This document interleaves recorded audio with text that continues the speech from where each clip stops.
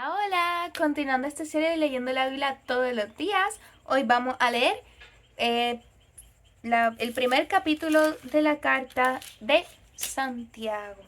Después de estar varios capítulos en una misma lectura, Santiago es relativamente corto, al menos corto comparado con Hebreos, pero aún así tiene mucho para darnos, así que busca tu Biblia. Yo tengo la Biblia latinoamericana, una Biblia católica. Y pues vamos entonces a leer juntos. Busca un marcador, una libreta, lo que tú entiendas que te ayude a poder reflexionar más en esta lectura. Y antes que todo hacemos una oración al Espíritu Santo para que sea el Espíritu Santo el que nos dirija en este tiempo de lectura. En el nombre del Padre, del Hijo y del Espíritu Santo. Amén. Espíritu Santo de Dios, vaciamos nuestro corazón a ti, Espíritu Santo, para que puedas llenarlo por completo y tomar todo el control de nuestras vidas. Ven, Espíritu Santo de Dios, ilumina nuestras mentes, abre nuestros sentidos espirituales y que la palabra de Dios pueda calar profundo en lo más profundo de nuestro interior y que nunca volvamos atrás. Amén. Amén y amén. Leemos así. Santiago, servidor de Dios y de Cristo Jesús el Señor, saluda a las 12 tribus dispersas en medio de las naciones. Hermanos, considérense afortunados cuando les toca soportar toda clase de pruebas. Esta puesta a prueba de la fe desarrolla la capacidad de soportar, y la capacidad de soportar debe llevar a ser perfecta, si queremos ser perfectos, completos sin que nos falte nada. Si alguno de ustedes ve que le falta sabiduría, que se la pida a Dios, pues da con agrado a todos sin hacerse rogar. Él se la dará, pero hay que pedir con fe, sin vacilar, porque el que vacila se parece a las olas del mar, que están a merced del viento. Esa gente no puede esperar nada del Señor. Son personas divididas y toda su existencia será inestable. El hermano de condición humilde debe alegrarse cuando su situación mejora, y el rico cuando se ve rebajado, porque pasará como la flor del campo. Se levanta el sol y empieza el calor, seca la hierba y marchita la flor, y pierde toda su gracia. Así también el rico verá decaer sus proyectos. Feliz el hombre que soporta pacientemente la prueba, porque después de probado recibirá la corona de la vida que el Señor prometió a los que lo aman. Que nadie diga en el momento de la prueba, Dios me manda la prueba, porque Dios está a salvo de todo mal y tampoco manda pruebas a ninguno. Cada uno es tentado por su propio deseo, que lo arrastra y lo seduce. El deseo concibe y da a luz al pecado. El pecado crece y al final engendra la muerte. Hermanos muy queridos, no se equivoquen. Son las cosas buenas y los dones perfectos los que proceden de lo alto y descienden del Padre, que es luz. Allí no retornan las noches ni pasan las sombras. Muy libremente nos dio vida y nos hizo hijos suyos, mediante la palabra de la verdad, para que fuéramos la flor de su creación. Hermanos muy queridos, sean prontos para escuchar, pero lentos para hablar y enojarse, pues la ira del hombre no realiza la justicia de Dios. Por eso, rechacen la impureza y los excesos del mal, y reciban con sencillez la palabra sembrada en ustedes, que tiene poder para salvarlos. Pongan por obra lo que dice la palabra, y no se conformen con oírla, pues se engañarían a sí mismos. El que escucha la palabra y no la practica es como aquel hombre que se miraba en el espejo, pero apenas se miraba. Se iba y se olvidaba de cómo era. Todo lo contrario.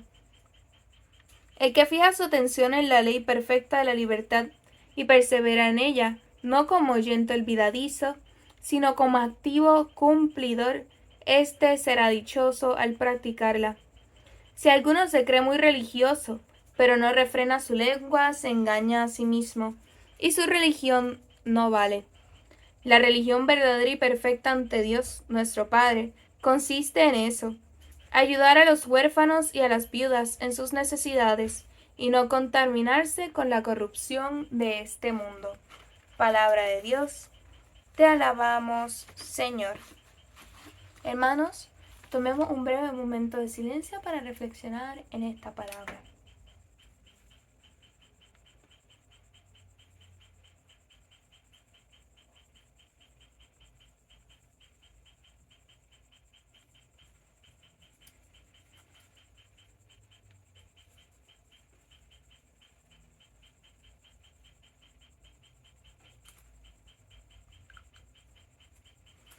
Amados, esta primera carta nos está dando muchas lecciones valiosas, entre ellas recordándonos lo que ya se nos ha dicho muchas veces, y que aún así, como quiera, necesitamos ayuda para recordar, que es el que seamos prontos para escuchar, pero lentos para hablar y enojarnos.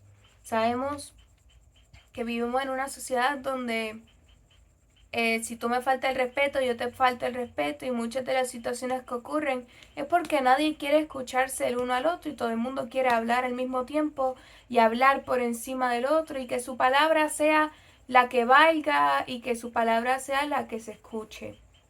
Cuando la verdad es muy triste ver que hay personas que no saben aguantar la lengua, porque habrá el momento en el que uno le tocará hablar y hay el momento donde uno tiene que hacer silencio.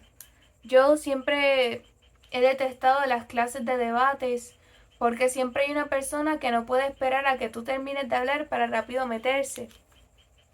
Y no importa qué cosa tú podrías decir, a ellos no le importa tu punto de vista. Y no podemos ser ese tipo de personas, nos dice el Señor por medio de esta lectura. También nos dice que seamos pacientes, que soportemos la prueba, que no nos sintamos mal de pasar por las pruebas. Y nos dice que tampoco busquemos tener cosas grandiosas, cosas gigantes, porque aquí mismo dice, se levanta el sol, empieza el calor, se secan las hierbas. Y uno aquí tratando de cultivar y preparar y tener un imperio. Y la verdad, de ese imperio se cayó en cantos. Porque no es cuestión de tener un montón, es cuestión de tener lo suficiente, lo que se necesita. Y sobre todo, nos recuerda que no solo escuchemos la palabra de Dios, sino que practiquemos la palabra de Dios, que seamos practicantes activos. Así como hay muchas personas que dicen, sí, yo soy católico, pero voy de misa de cuando en vez y de vez en cuando. Honestamente no hay nada que te deje saber que es católico, ni su forma de hablar, ni su forma de pensar, ni de vestir, porque parece una persona completamente normal del mundo y no es un católico practicante. Y hay muchos cristianos que no son cristianos practicantes, pero dicen, sí, a mí me criaron en eso.